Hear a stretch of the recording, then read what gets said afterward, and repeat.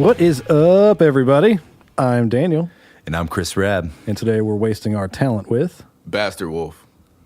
What's going on, man? What's happening? Oh man, not shit for real. Just kind of, just creating for real. You know, I took a little bit of a hiatus out. I've been doing music since about 2013, 2014.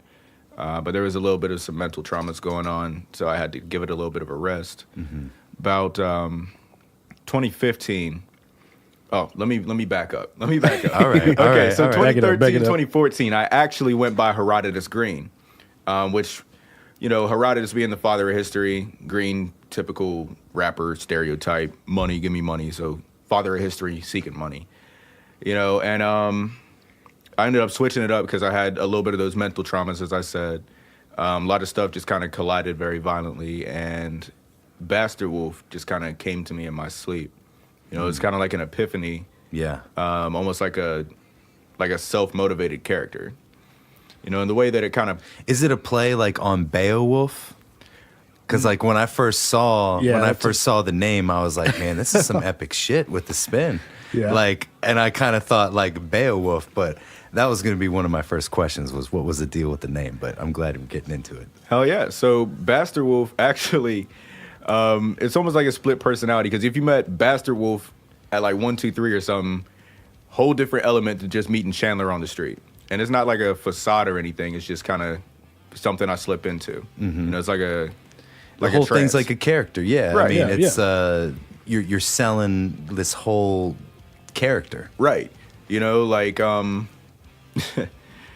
whenever it's just me, I'm a little bit of an introvert, and so I don't really go and do much of anything as my typical self.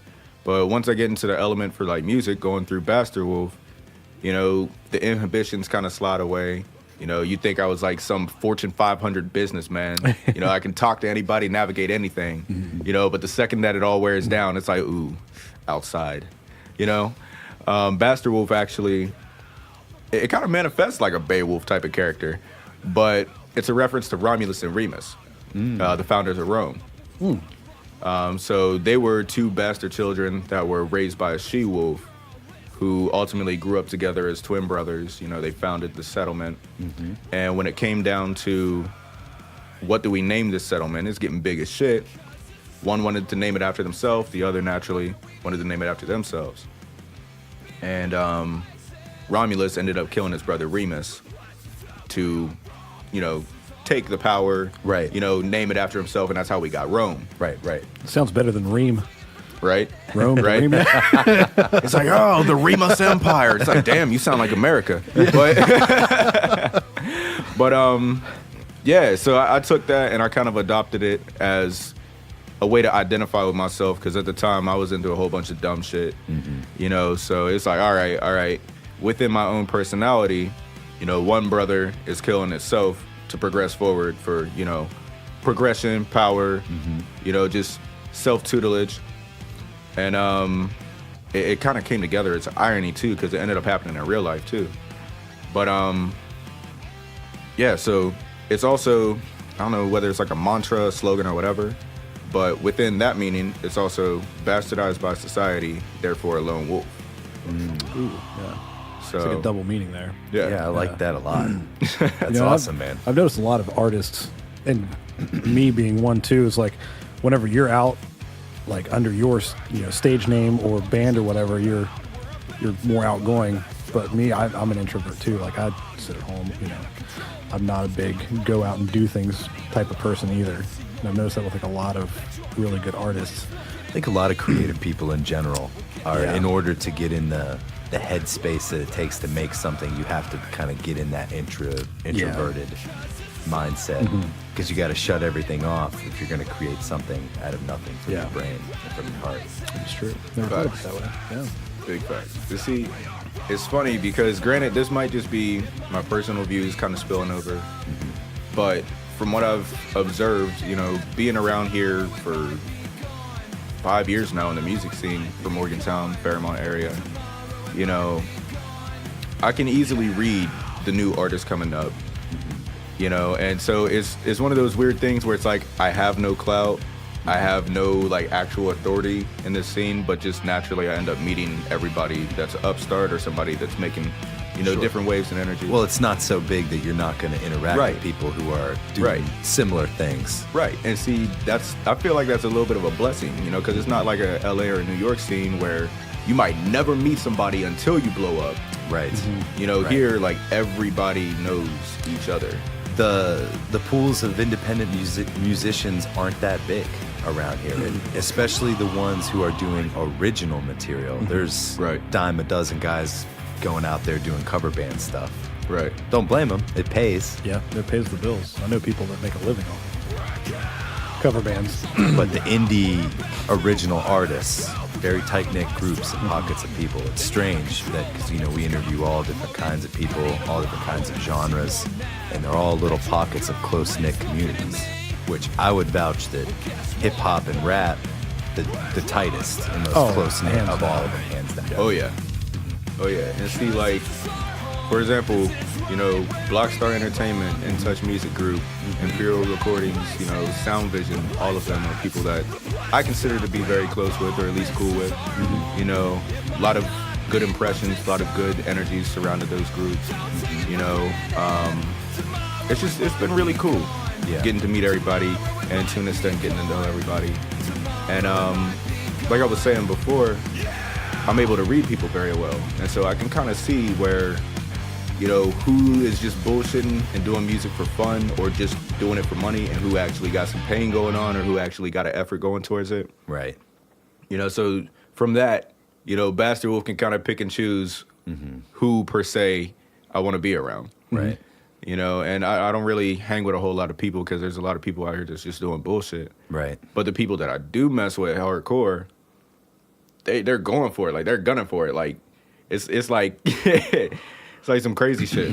I think it's important to realize one day that you only want to surround yourself with like-minded, at least like work ethic people. Right. That'll help bring you up. You have things going on, they have things going on, you collaborate, you make sure that everyone has something to bring to the table, and you find that everyone collectively grows through those experiences. And then you have the artist that becomes resentful and frustrated and, eventually very negative because they see people doing things that they may not necessarily be doing. Right. So it's important to recognize who those people are when you're kind of coming up. Yeah. Because you can waste a lot of time with people who just aren't worth it. That's a sad reality. Yeah. So as far as your music, do you around here, do you go to somebody for producing, or do you do it all yourself? Okay, so I've built a little bit of a team in regards to like production, recording, mixing and mastering, artwork, etc. Typically, I do the artwork myself. In regards to production, sometimes it's stuff just off of YouTube or SoundCloud. Most of the time, though, for the original stuff, it'll be, at least for this new coming content, it'll be El the Sarcastic One. It'll be Hash Made It. Probably going to reach out to, Patrick Hall, reach out to my boy Patrick Croak. Obviously, Jordan Clan. I am full-fledged member of that pretty much from birth. It goes way back. But, yeah, and the production side is pretty much locally based. I'm trying to get away from cherry-picking beats on YouTube. Yeah. And I want to kind of step into production a little bit once I get the time and the focus for it. Yeah. In regards to recording, mixing, mastering, again, Patrick Croak, Eric Jordan, DJ Mostalong, as well as Elliot Metcalf, El the Sarcastic One. Yeah, if you talk to him, tell him to answer his email. He applied to be on here like forever ago, and he's never emailed me back. So if you're listening, check your damn email, man. Elliot, check your email, bro. Check your email. You fucking up, bro.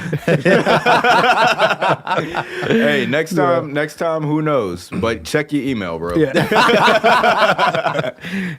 Talking about, I need more marketing. This is what you fucking up on, bro.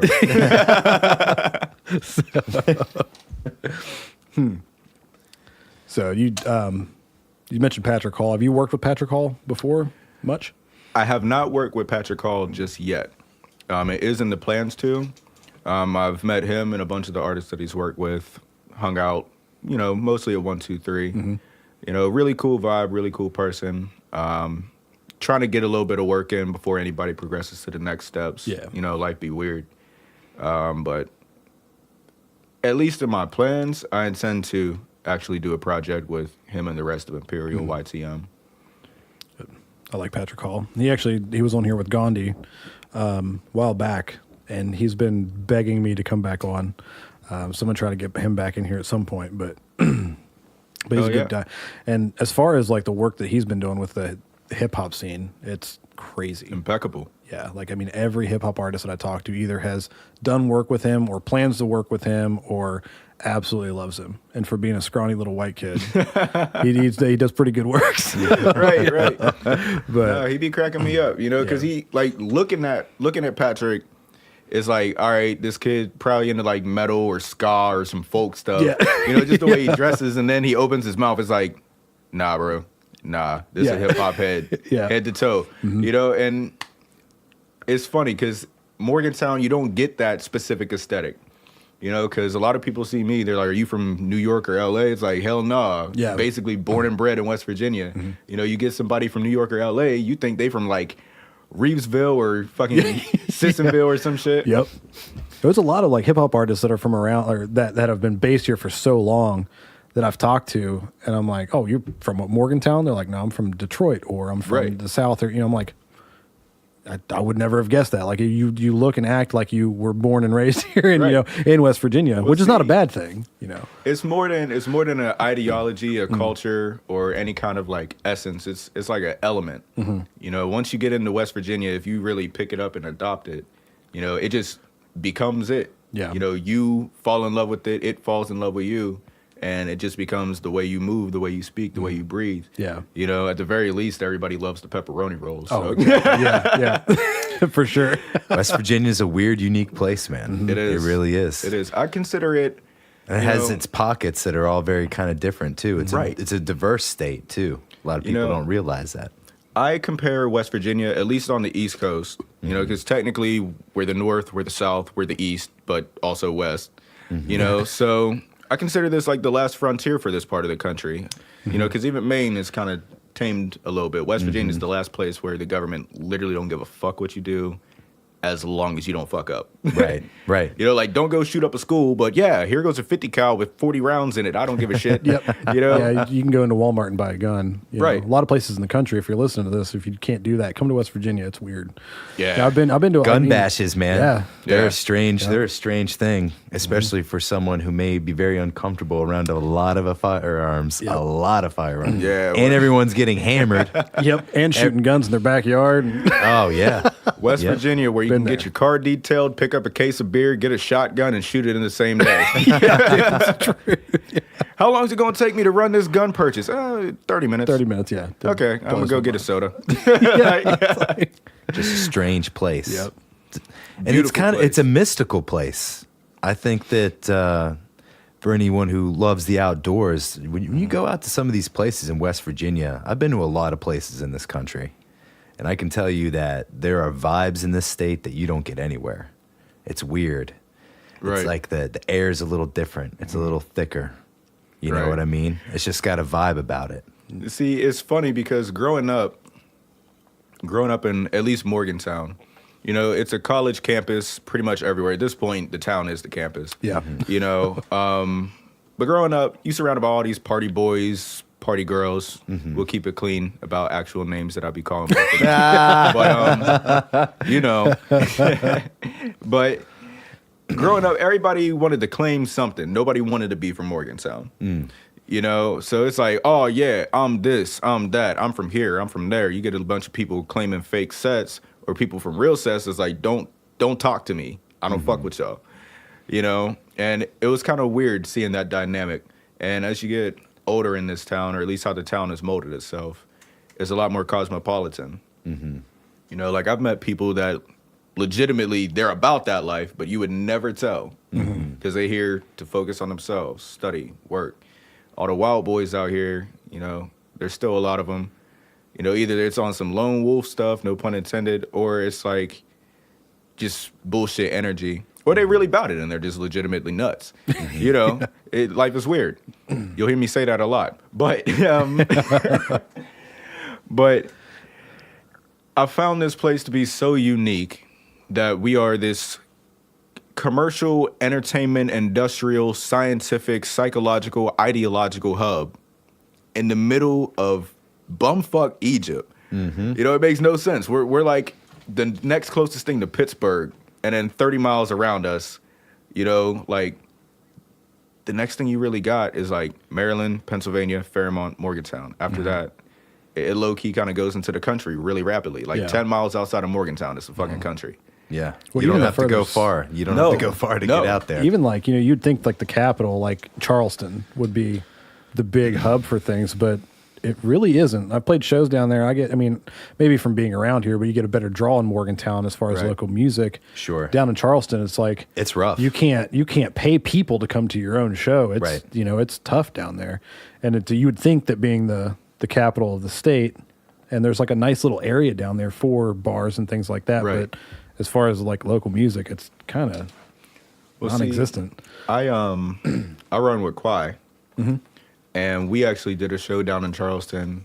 I think it was the Empty Glass. Yeah. Yep. Awesome spot. I love the energy there.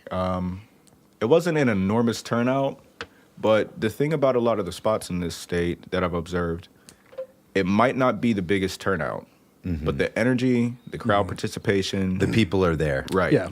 We've talked about that on this show. It's like you need to not concern yourself with the head count game. Right. Oh, yeah. You need to concern yourself with the percentages game.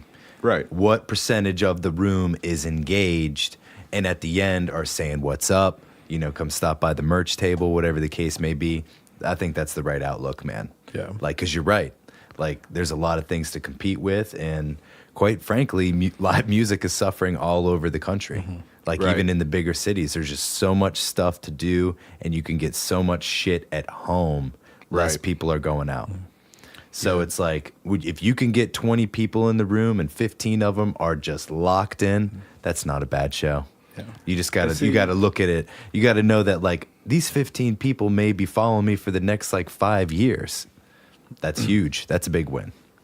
And see, with that said, you know, a couple of points I want to raise. Like, whenever I was first starting out with music, you know, of course, you're self-conscious. You're like, am I good? Or am I good enough? Should I be doing this? You know, you're still scared of the so stage. Hungry for respect. Right. You know, like, you want the clout, but you don't know how to pursue it. Right. You know, and, like, once you get to that point where you're doing shows where people legitimately are engaging with you, you know, they're looking forward, they want to know what you're performing.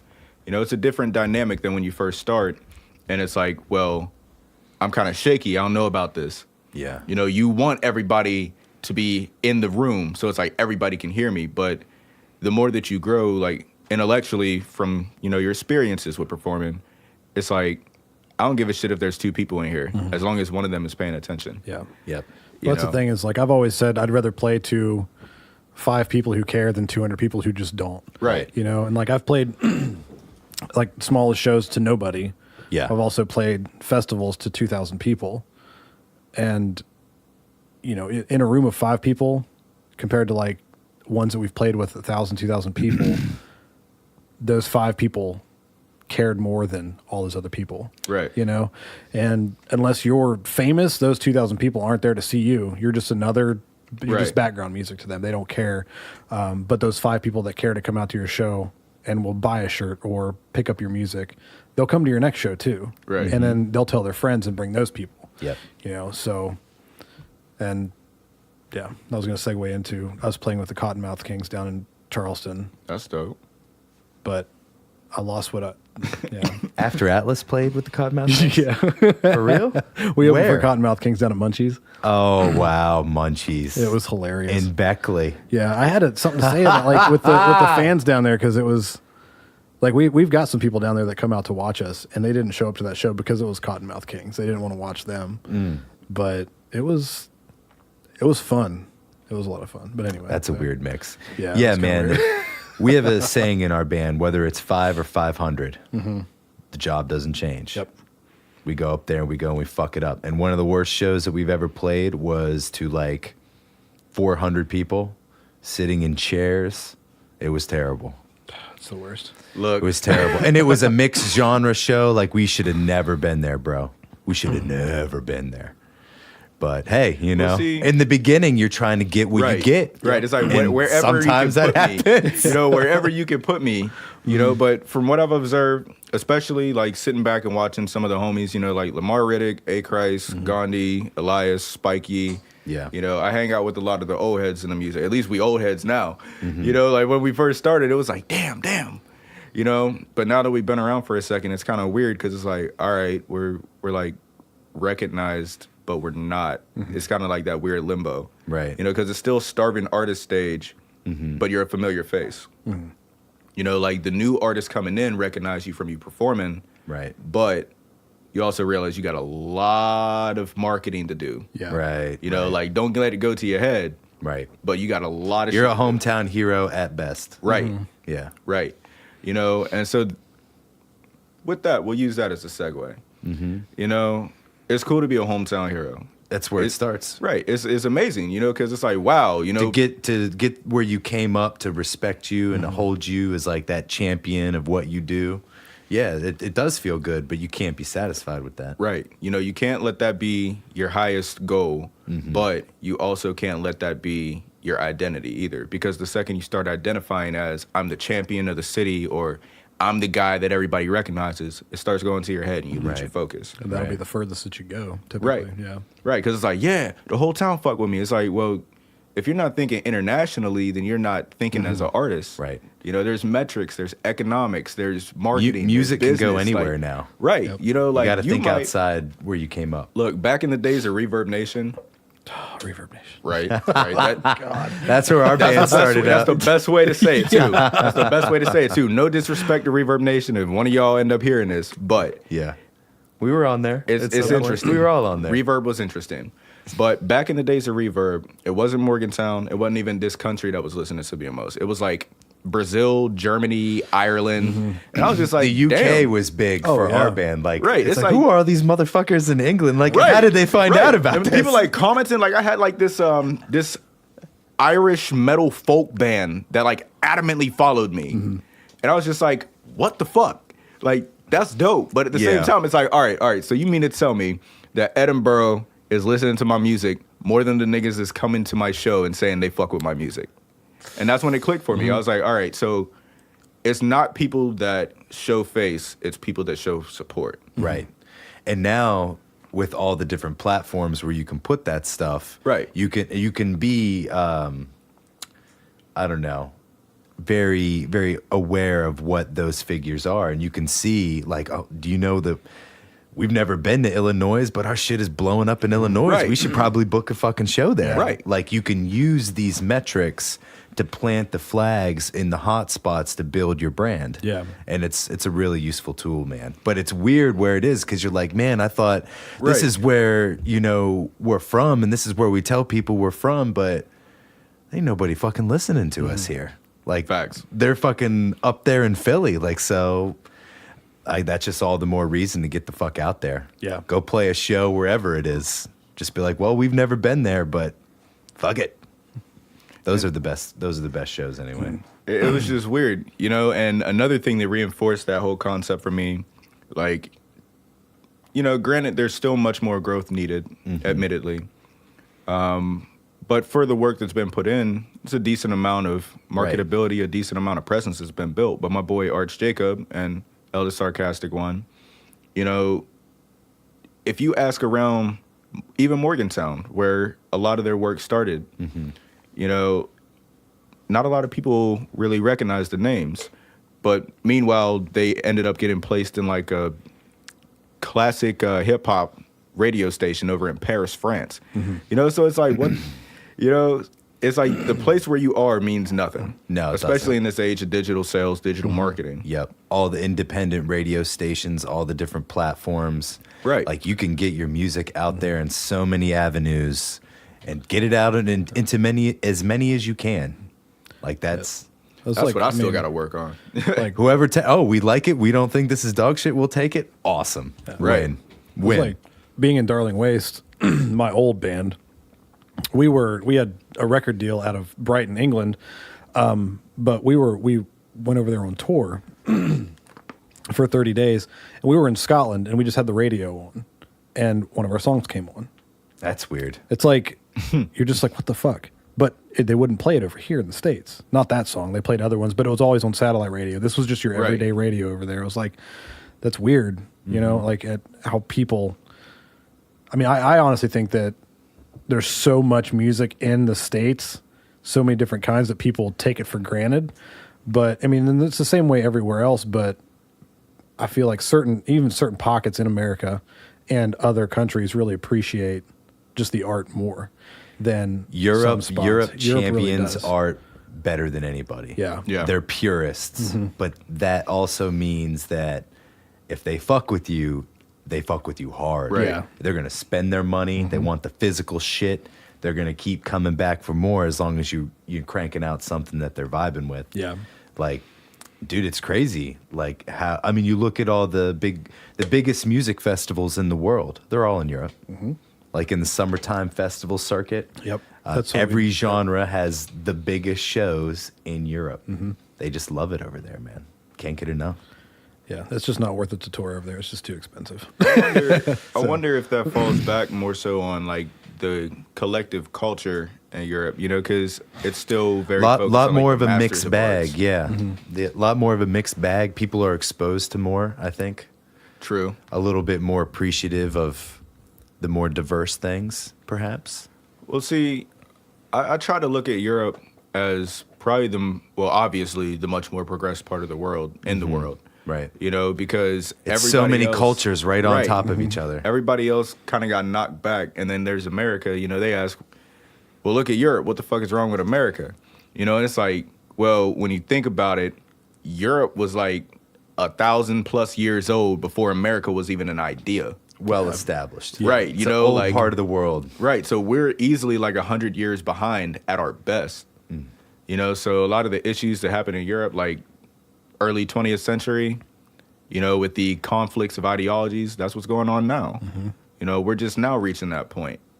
You know, and that's got a lot to do with being so far behind. We still in, you know, like that's why the world looks at us as rednecks collectively. Right. You know, and don't think that that's a slur. I love my rednecks. Most of my best friends are rednecks. Right. But when you sit back and analyze everything, it's like, all right, this make more sense.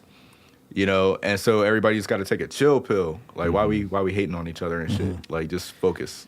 Everyone's beliefs seem to lie in only extremes now. Right. Yeah. There's not enough Right. moderate people with a sensible, It's like, you know, if you don't perspective. follow this, Yeah, if you're not on our team, fuck you, man. Right. It's It's like, like, whoa, well- what about this team thing? it's like you can't play both sides. It's like, yeah, that's what politics are. It's a spectrum, buddy. Right. I don't have to be Democrat. I don't have to be Republican. Yeah, I can right. think That's- of both in different lights. This bipartisan thought Right. is poisonous. Well, the founding fathers didn't even want specifically two parties. That in there itself is unconstitutional. But Right. who's going to change it? They're the ones that make the laws.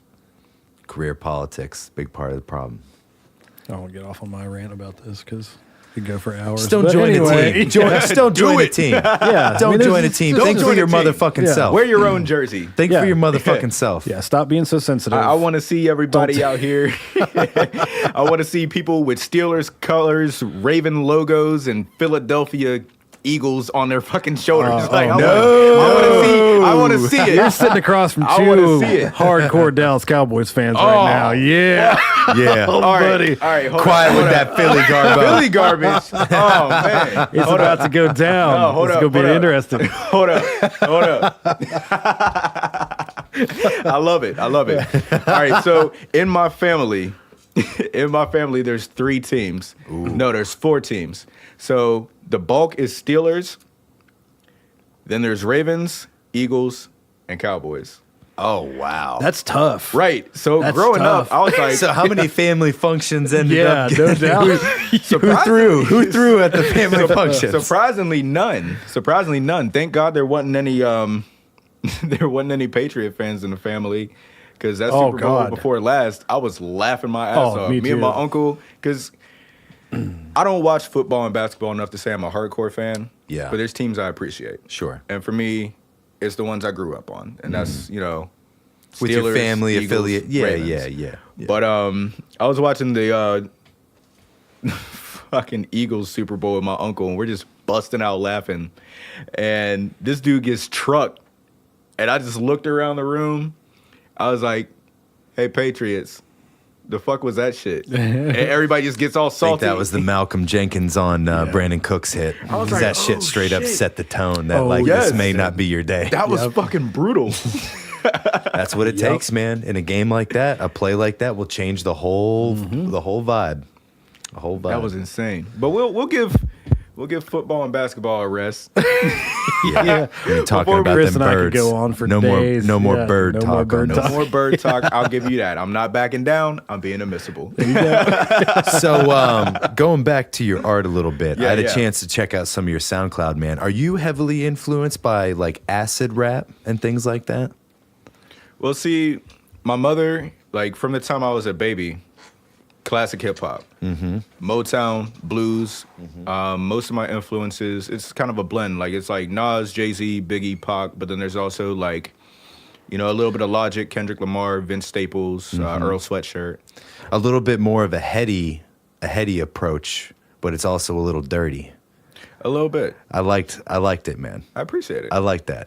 Yeah, I really like that. Was there any titles that stuck out for you? It was like CS. It was the first song like on the SoundCloud. I was like, the man, Chopped and dude. Screw joints? Yeah, I was like, Richie Bastard. man. I was like, this club's this song's a banger. For I the did that club. myself. Yeah. Yeah, I chop and screw by myself. Wow. Yeah, I'm still working on it because there's a lot that goes into What it. program do you use to record and master all that shit? It's one of the older virtual DJs. I'll take like an unmastered or a semi-mastered track, and I'll put it through. I'll do my little touches to it. It actually takes a couple tries. So what I'll do is I'll do a foundation track where it's just slowed down. Then I'll put my chops in. Then I'll put like different effects in. I'll go back. It ends up being like 8 different versions, and then like the 9th one is the one that's released. Gotcha. But it might slide into like 14 or 15, and I might end up using the 4th one because what was it? it got to a point. It's like I've tinkered too much, and we've gotten cute with it. Yeah. Like I think it was Billie Jean that got mixed and mastered like 95 times or some shit. Oh wow. Yeah, just imagine sitting there having to hear that shit almost 100 times. That's nightmare. right. But that's how it gets done. And they ended up using like the 50th one or some shit. So That's really why I can't do the post-production work.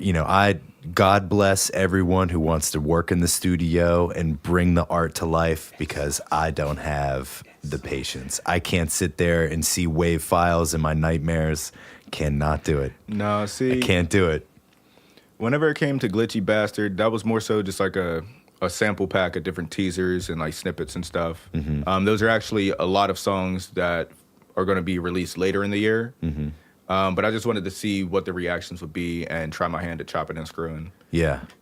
I actually took to calling it more of like bastardized to not offend the DJ Screw fans out there. Just because the way that I do it is completely unorthodox to how they do it traditionally. There's like samples, flips, etc. I just go in, I do chops, I do cuts, different stuff like that. It's pretty simple, streamlined. Very cool. So until I get it down pat like that, I'm gonna call it bastardized instead of chopped and screwed. Yeah. Because I'm not dealing with the like millions of people that are like, oh, that's slopped and screwed, not chopped and screwed. It's like, all right, fuck y'all niggas. I'm still learning. All you motherfuckers talking shit. What song did you put out? Right. What song did you make? It's like shit. From January to February, I recorded 9 projects. What the fuck were you doing? Well, that's That's I hate people that are cynics like that. Yeah, well, just the armchair quarterback, the keyboard critique. Right. The guy who's got all the answers for everything. Right. But what the fuck have you done? Right. It's like, let me see your attempts at mixing. Let me see your production. Let me see your visuals. I'm an appreciator of film. Ooh, it's well, like, okay, well, appreciate what these movies nuts have in your you mouth. witnessed? Yeah. It's like, that's I got great. you. I can appreciate a lot of things too, but that doesn't give me the credibility to talk shit. Right. And be a negative bastard about it. Yeah, Oh, man. on the whole, like post production, like So much negativity on the internet. We wage war on that shit on this show. We do. We're Look, waging war on that shit. We're teaming up with everybody. Look.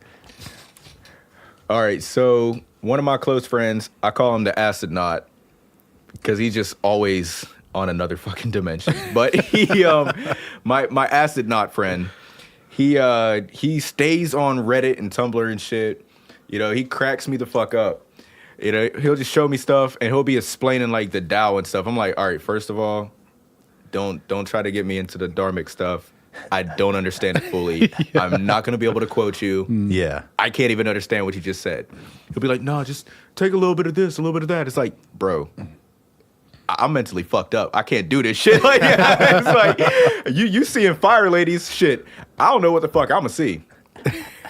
He was like, yeah, man, this one time I saw like a field full of bodies and they were all me. And then I like looked down and it was myself running. I was like, what the fuck is wrong with you, That is bro? the worst trip ever, dude. Right. I was like, and he was like, you are not selling this at all. Right. That's what I was saying. I was like, this is not okay. He said, and that's when I accepted death. I was like, bro, I love you to death, but you're going to have to chill and take it down like 3 octaves. Yeah, no shit. More than 3. You know, Yeah. it's Talking like, about you that's a bit seeing much. seeing your death and accepting the inevitability. Yeah, right. that's great. A field of yourself dead? The fuck? I was like, all right. So I ended up trying like acid, DMT and shit like that, shrooms. You know, we all do eventually. Sure. You know, we all do something. But I ended up doing that and it broke my ass, yo. I had to sit down for like a week straight. Like, what the hell am I doing with my life? Dude, the shrooms fucked me up one time. I got this story about shrooms, and it kind of goes along the cerebral assassin that it can become out of nowhere, because you're like, oh, I'm gonna drink this shroom tea with my buddies and we're gonna have this great time. Put it in a milkshake. Man, dude, like that puree shit, it, put it in a milkshake. dude, this shit hit me in like 20, 25 minutes, and it was fucking, I felt the fear. Like in the first like 5-10 minutes, I was starting to feel the fear. Yeah. Like it was happening early. It wasn't a build. It was like a train hit me. And I'll tell you what, man, like sometimes when you eat the magic mushroom, your introspection gets a little dark and you start just, it becomes confusing and frustrating because you're not in control of your own emotions and you're just this victim of this experience at that point. And man, that shit will fuck with you. And you're right, you'll be looking back on it like, what the fuck am I doing with my life? And what is this? All right, so to your shroom story, acid story, my first time doing it, it was some liquid shit. I had 2 hits plus like this big ass fucking squirt of that shit, like out of a fucking eyedropper, like just coat the tongue type shit. Plus I had sleeping pills, beer, cigarettes, weed, and I think I'm getting high over here just I didn't know what the fuck I was doing. You know, I was like, this ain't gonna be shit. I got this. Man, I got stuck in a time loop and an ego death. I was mad as shit. I got fixated on the damn TV with nothing playing on it. It was just a white screen. Yeah. I got stuck staring at that bitch for like 3-4 hours. Tried to go to sleep. I ended up seeing the TV through my fucking eyelids. Yeah. So I get back up. Burned a hole in your brain. Right. I get back up and I'm just stuck staring at the ceiling fan. And then I went to work. I was looking at people like, yo, what the fuck you say? They're like, I haven't said anything. I was like, all right, little nigga. The fuck you want on this food? Yeah, I've never tripped before. Ever. Really? Ever. I've Never, had ever. some real good psychedelic experiences, but the shrooms seem to send me in just an uncontrollable mental state. I don't love it. Yeah, I never did. I took this. I did some stems just for tracers because I'm just not. Like if I heard ever good did things one, about some microdosing. I think I'd maybe be into that just to see if it could maybe help my creative. You know, if I was gonna kick it at the house and just kind of make something, spend a day seeing what'll happen. Maybe a little microdosing, but yeah, the only thing that like really that I'd ever be interested in is DMT. Because I've watched, like the Spirit Molecule. Shit, I know people have done it, once. and It was crazy.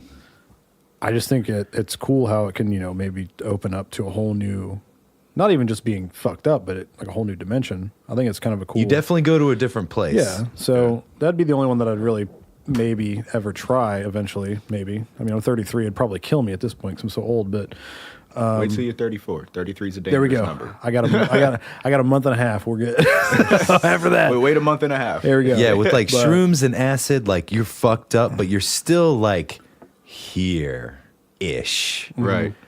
But on DMT, Oh yeah, you're just in a whole. you're in a different stratosphere, man. Yeah, like I mean, just watching that because they had the Spirit Molecule documentary, Right. And I watched it because I knew people that have done it.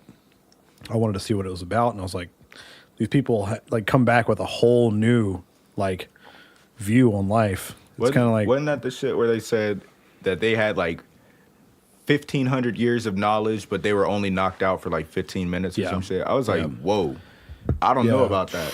like I mean, I've well, they did- microdosed it, but I'm yeah. not trying to get too crazy into DMT. yeah, like they did like medical studies like in the hospital where Yeah. they give it to people and all this stuff. You know, It's used to a lot of CEOs and big time business people are microdosing DMT and things like that to innovate.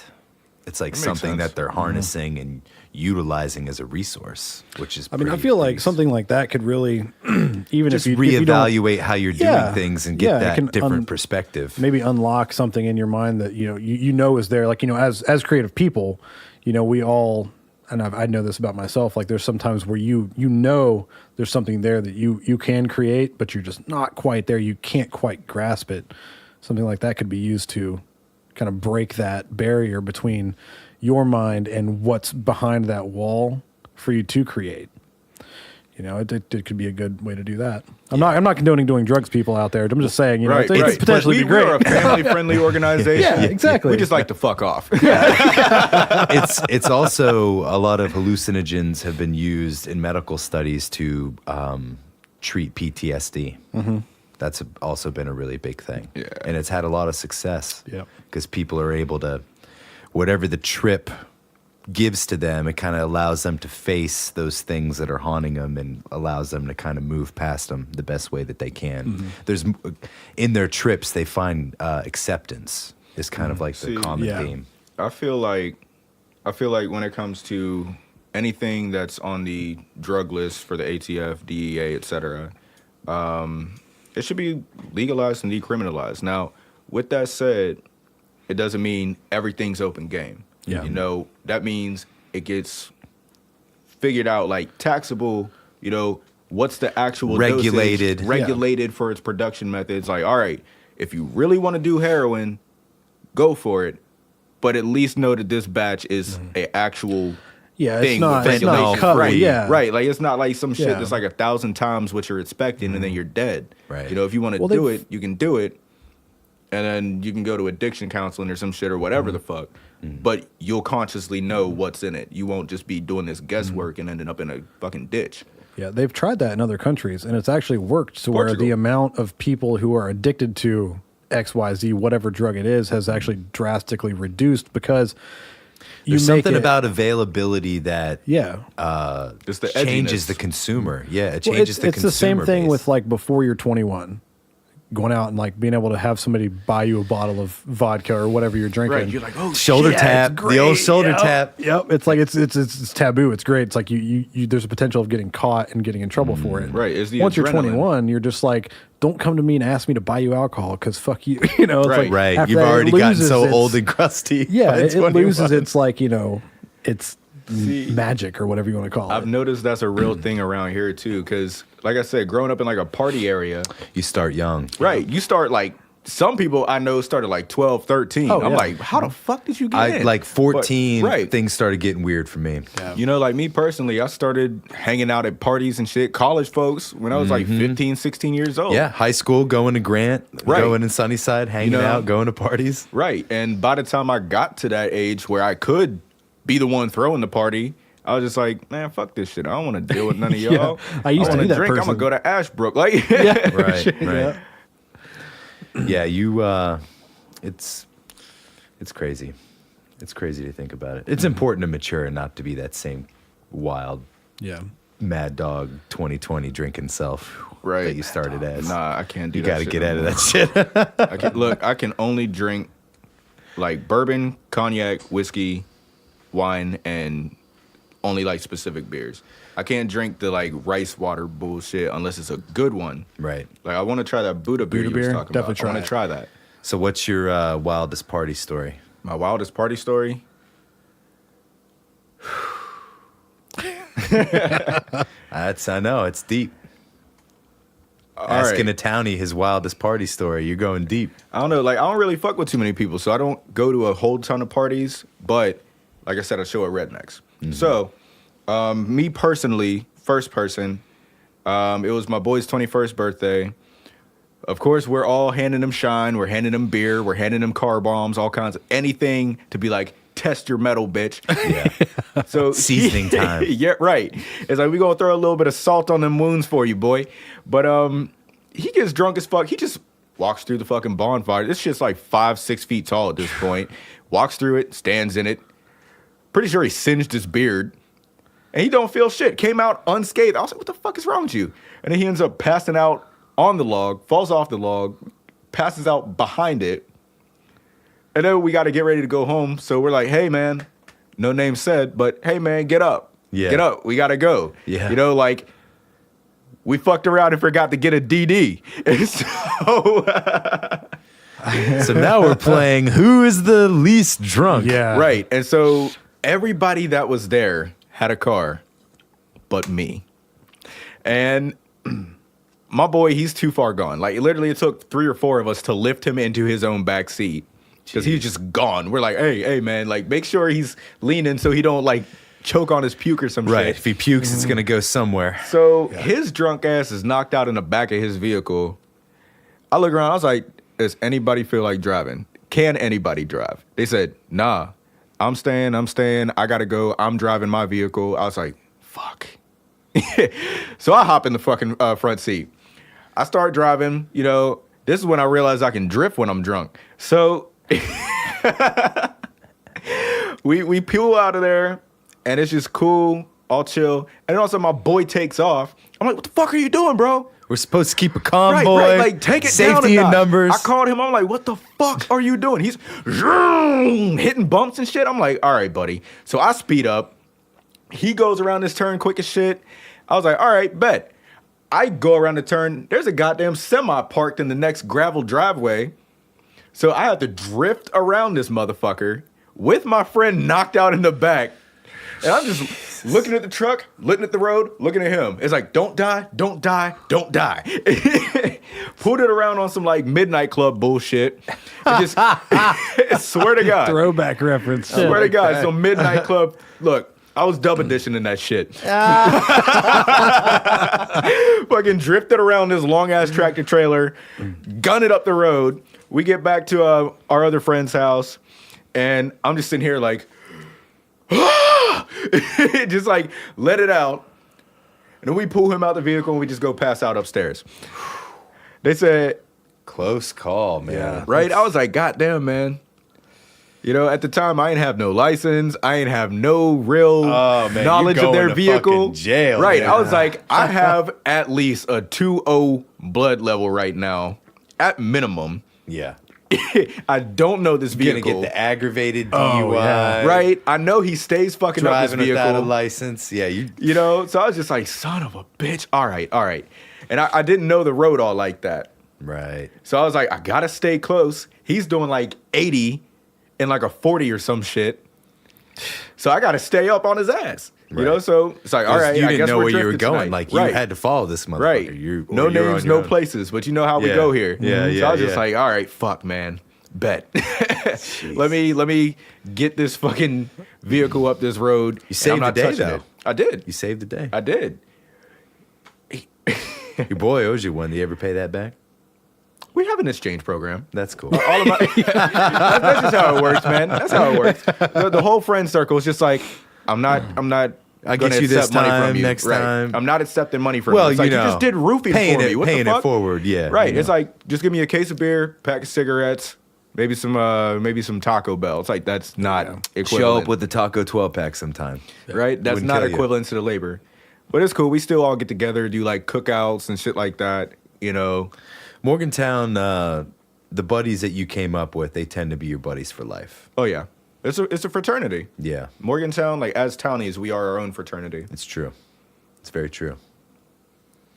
Very true. What about you, Dan? You got yourself a good It's also party the story? time we left the same dude out with a coyote. Wait, yeah. Before I go, He'd I'm fuck sorry. a coyote. He'd fuck a coyote.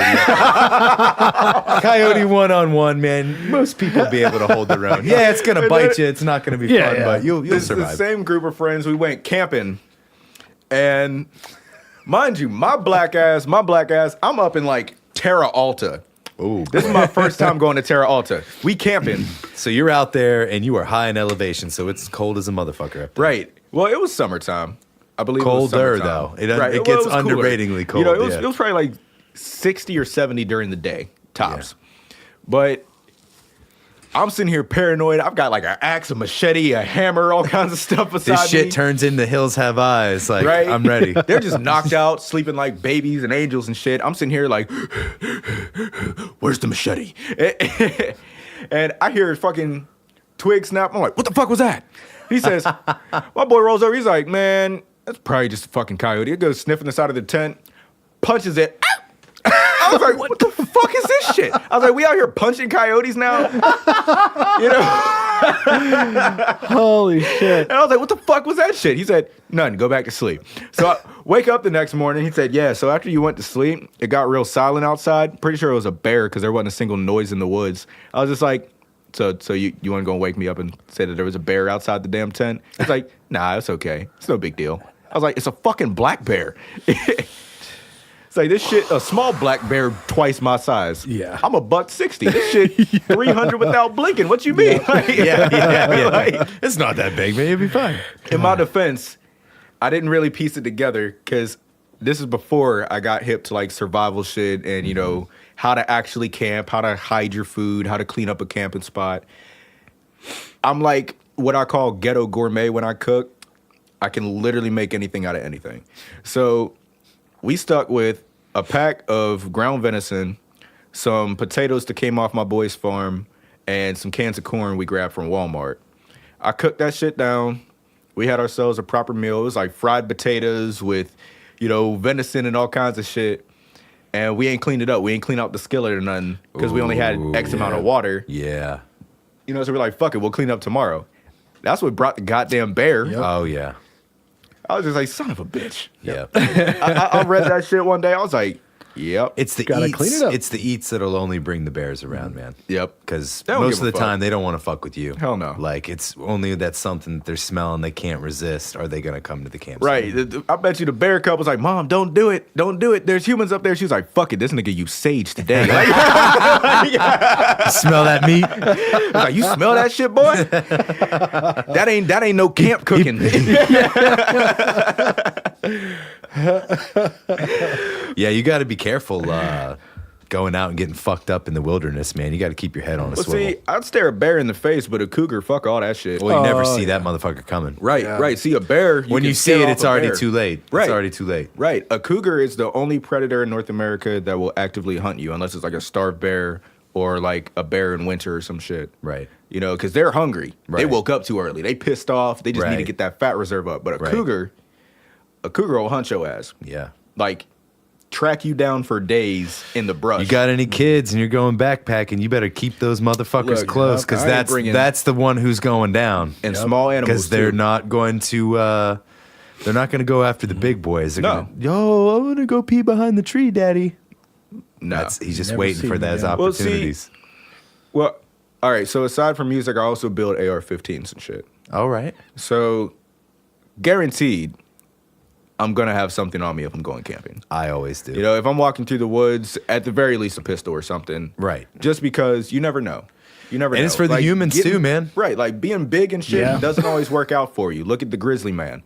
Right. You know, like being big doesn't always work out. Right. Sometimes you might need that 10 millimeter on your hip. Right. So if I'm bringing my kid out to the wilderness, mind you, I wouldn't if they're small. Mm-hmm. You know, I'm like 5'7", 5'8". My kid ain't gonna be tall. So I already know they're gonna be on the smaller side anyway. I'm not bringing them out until I can see they actually have like a logic base. Right. Instead of just like enjoying the woods. So many people just naive as fuck take their they just, we're going to go out in the wilderness. No. It's like, when's the last time you ever really been out there? Like, you got to be careful, man. Right. You got to be careful because I backpack a lot through this state, and fuck yeah. you just can't fuck around. You just can't fuck around. I mean, it's just important. It's just the small shit, cleaning up your fucking food, making sure you're making enough noise when you're out there hiking, because most shit will just run away from you. Well, don't they say to have like You got to make your presence known. They say like have a whistle around your neck, have like a bell or something on your backpack. Yeah, just try to or keep just like every like 30 steps, like clap or shout or something. I always carry a walkie stick, and I knock on shit. Yeah. Just, it works. And, if you need a little bit of reach, God forbid, but you're right. I'm always packing, and I got a machete or a hatchet something too. I don't fuck around. Well, actually, I think it's fuck around. If this turns into a horror movie scenario, I'm shooting a motherfucker in the face. Okay, so just saying, mind you, I like weapons, modern and medieval. But I think it's cold steel. They make like a... I have a cold steel machete. Well, no, they make like a punch dagger. It's threaded on the inside, and you can put like a broomstick in there, and it's a short spear. So if you want to walk through the woods, you could potentially use a broomstick, and if shit hits the fan, just take it off your waist, screw it on, you have a spear. Yeah, that's just nice. enough reach. Yeah, That's nice. It's like a 4 or 5 inch blade too. So that may be the difference. If God forbid, some it's shit not a goes hog down. spear, but it's something. It's something. It's something. I just don't understand these people that just go out there with nothing. If anything, it's just a sense of security for me. So I can enjoy myself when I'm out there, not even going through all the scenarios of what might happen. Even like it was 2 or 3 years ago, we were at Canaan, like in the cabins at Canaan, and obviously, you put your trash out. Like there's bear everywhere. Right. Jed didn't believe us that we saw there was a black bear outside, so he grabs the broom and goes outside, and it was sitting right there next to the door. And it's like. Even those kind of situations, like, hey, buddy. Like obviously it's a state park. You can't kill an animal, Right. But I mean, I'm not trying to, but if it but comes I'm down sorry, to it, yeah, fuck exactly. your law, dude. But yeah, if I've got a pistol and it jumps me, I mean, best believe I'm going to try my best. Like I don't care about fines or whatever is going to happen. But yeah, like even situations like that, if you're out, like I mean, it's.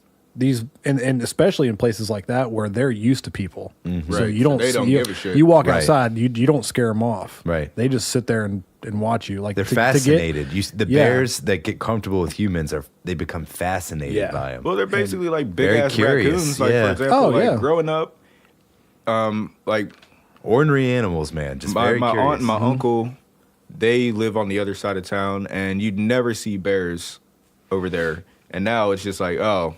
Another black bear came off the hill. Yeah. And then you have all these construction companies. They're like cutting up that area for more complex and stuff. So they're getting pushed into the communities. Yeah. And Jersey is dealing with it really bad with black bears. Really? Because they like train themselves. All right, word. There's garbage cans and shit. It's where the eats are. Break easy into a eats. house or two. Yeah, they do that shit. Yep. Like think of a raccoon except like 10 times maybe 10, 20 times heavier. Yeah, at least 20 easily times. 20 times. Yeah. Like Some a of these small things are bear, big. not even a big one. Yeah.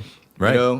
And it's scary. It's scary because you realize that even like a 300-pound bear has claws longer than you are wide. And you're not gonna. And if it wants you, you're not gonna outrun it. You're not gonna climb a tree. Like it's throwdown time. Yeah. Like if it really comes down to it, you're not escaping. You're not gonna outrun this fucking thing.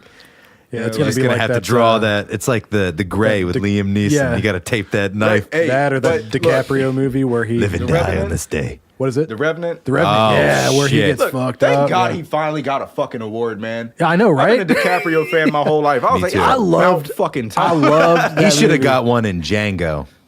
Yeah, he was a bad I thought motherfucker. that Everybody in was Django. scared of Django though, because they were like, "Is Quentin Tarantino allowed to use that word?" It's like, Yeah, do you it's- think Tarantino gives a fuck? Like, Tarantino don't give a doesn't fuck. give a shit. it's like you about got it, a yeah. slave movie with Tupac and Rick Ross music in it. You think this shit makes sense? Like, Yeah. Dude, Tarantino didn't give a fuck. He fucking dropped an M-bomb himself in Pulp Fiction in like Oh, yeah. 94 when he was coming up. Yep. So he established out the gate. Right.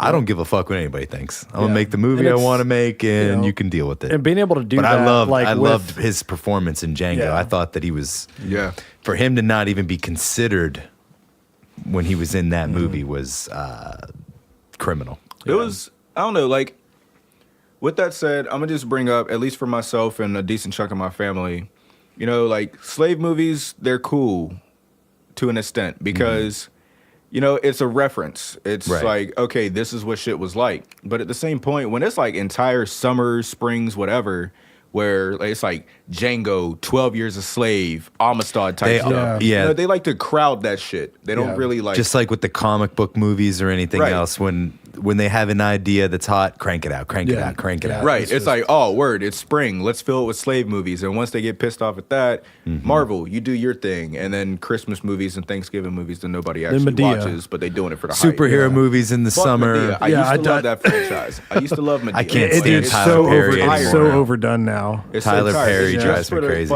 It's for the fucking money. Yeah, exactly. Yep. There used to be like family values and lessons to take, and now it's just like, oh, we have another fucking minstrel on stage. Nice job, Hannibal. You know, like if I wanted to see somebody in blackface, you know, I could just go to fucking Kaiser. I'm not throwing no city names out. No, I'm not throwing no city names. You out. know where, you know who you are. You know who you are. You know who you are. You get scared by a man in a dress, you know who you are. Welcome to Morgantown, baby. I'll need your advice. It's one of my favorite places in Morgantown. Like, I don't care. I love it there. It's not my element. You won't catch me there, but I have a lot of good friends to perform down there and DJ down there. So one of these days before I die, I'll come support. Yeah. But it's not my scene. Yeah.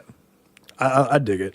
Plus, they always have like awesome specials, like they 2 for 1 beer. Like, come on now. Like, and their karaoke is legendary. Karaoke go is for great. the bar. Their karaoke there is legendary. If you think you're a bad motherfucker karaokeing, well, yeah, good luck there. Go, go to Vice They'll and tell go see you- what you're they'll tell made you of. They'll throw you exactly right how out they on feel. your ass. Right. No, I So, know that. I haven't If you been want to there, get but humble, White Savage. if you want to, it's an open invitation. They'll tell your ass quick. Yep. Yeah. It's hostile environment. If they're not feeling you, it's going to be a long 3.5 minutes. Yep. If you make it through the song. Yeah, because they'll pull you. Yep. Like, they're not going to let you go through the motions. Be like, nah, suck. Yep. Give them the yank. Don't be a baritone and try to sing Whitney Houston. That's what I'm gathering. Yeah. Just, know who you are. Know who Yep. you are before you roll up into the Vice karaoke. If you hiccup off of one shot of Fireball, don't do karaoke.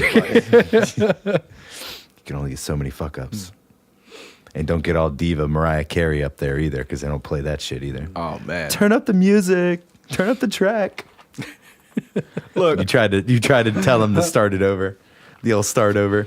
All right, so in the proper setting, being a diva ain't so much being a diva. But if you're there to do a job and people are paying to see you, you can do things and get away with things. But if you just there for like karaoke and it's like, oh my God, turn this up. It's just like, nah, bro. Like, I'm here because I'm drunk. Get the fuck off the stage. Yeah, that dude running karaoke is not getting paid enough to deal with your shit. Well, I'm a fucking savage, man. Like, if I see that there's some dumbass over there trying to show out for his girl, I'm probably gonna talk to her ass while he's singing. Fuck it. Oh, you want to throw hands? That's cool, bro. Throw these hands. She still looked at me, bro. Like, like, you know, I don't even dress that nice for real. You up here in some Louis shit. I'm wearing Wranglers and a stained white T-shirt. What the fuck are you doing? It's how you wear it, not what it is, man. Yep. Exactly. It's how you wear it. Exactly. So, you got any shows coming up? Actually, this Tuesday, you're going to be able to catch me more likely than not with Quai. Okay. We calling it X Fest. My boy Xavier Williams. ACP. Oh yeah, I heard about that benefit show. Okay. Yeah, he's doing. He has so many damn bands. Basically, the whole roster is him on stage. Wow. You know, yeah, he's multifaceted, man. He blows me away. Yeah. Blows me away. But I'll be there on the 7th. And then on the 16th, I'll actually have a set down at 123. It'll be We Got Beats, You Got Bars. I believe it's just going to be like a quick 15-minute set, but we're going to do something special with it. Is it like a freestyle thing? I'm not. What is the beats and bars? So initially we did have a freestyle segment where the producers would come up and just play beats, and whoever wanted to hop on could do it. But now it's like open mic. Right now it's like dedicated best opener contest, beat battles. Like producers will go head to head. Oh, okay. We actually have a couple reigning champs. Yeah.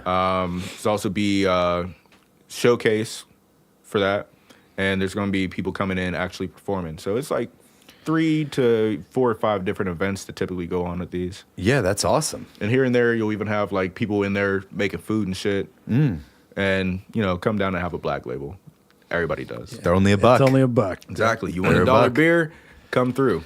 That was the go-to when I was in college. You used to be able to get a 24-pack at the Den for $10.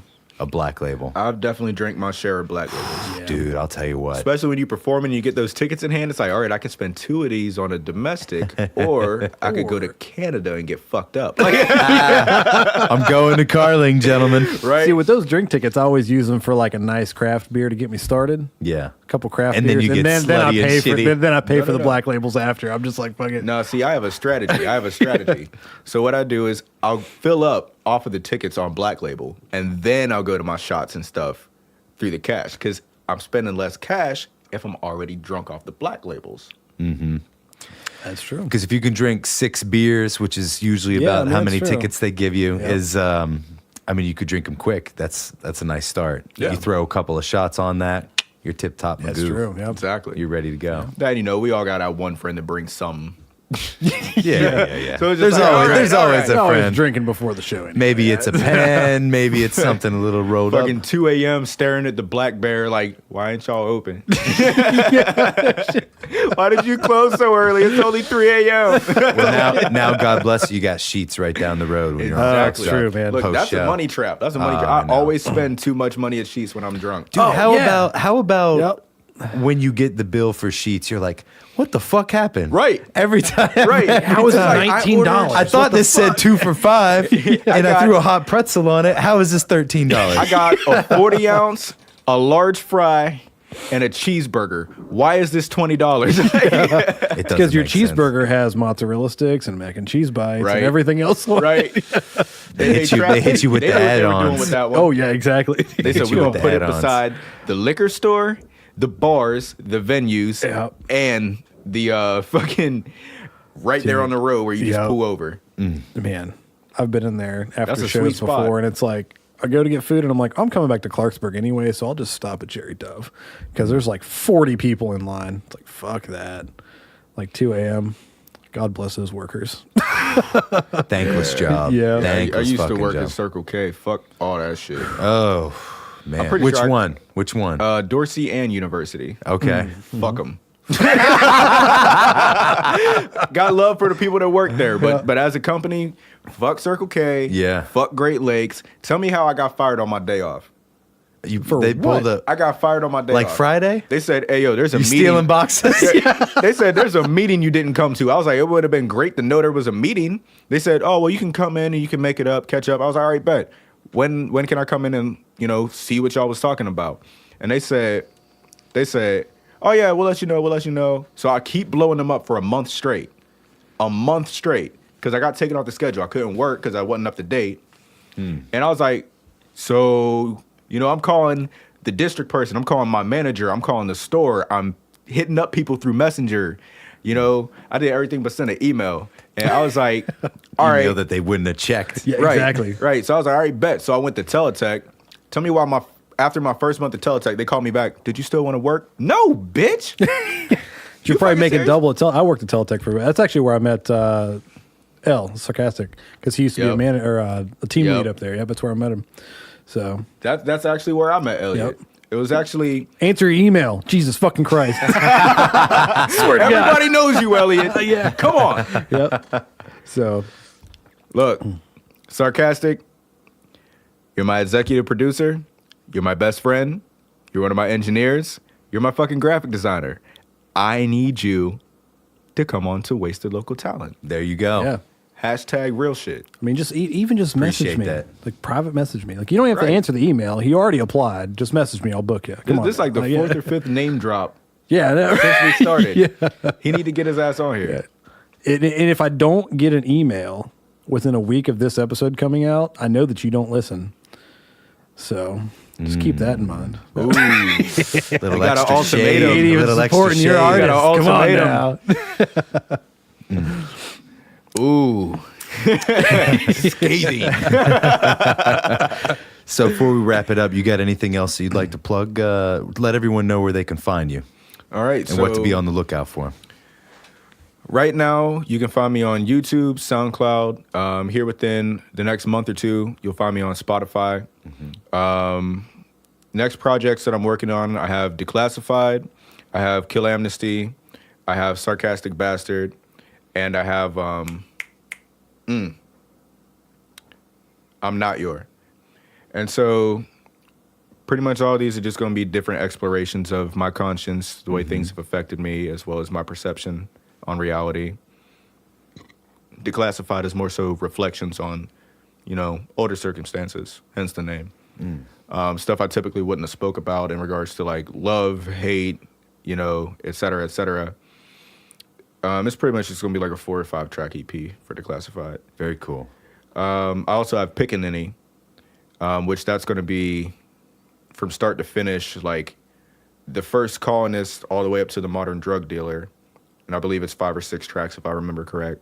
I'm going to be releasing in collaboration with or through Jordan Clan, my imprint, Po' Boy Entertainment, as well as Sarcastic Bastard, which is not just the name of the product. Product. Yeah.